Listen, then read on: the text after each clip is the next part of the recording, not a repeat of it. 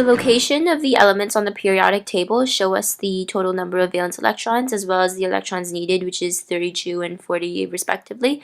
The number of bonds are found by subtracting the number of valence electrons from the total number required.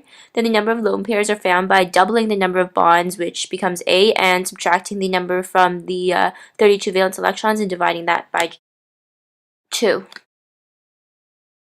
So the Lewis structure shows the carbon atom as a central atom, then the 4 chlorine atoms that are bonded with 12 lone pairs, 3 per chlorine atom. There are 4 bonding groups on the central atom and no number of lone pairs on that central atom, so both the electron domain geometry and the molecular geometry is tetrahedral.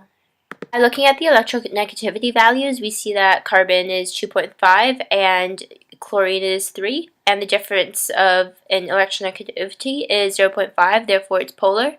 However, since there's 4 carbon-chlorine bonds positioned around the carbon atom creating a tetrahedral geometry, the total of the 4 dipole vectors cancel each other out, and therefore the molecule itself is not polar, even though the bonds itself are polar.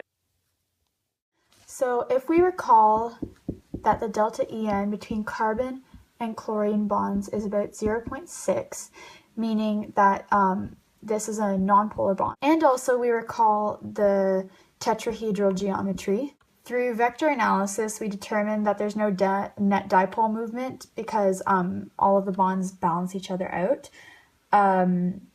because it's symmetrical. And because this is a nonpolar molecule, the only intermolecular forces present in this molecule are London dispersion forces.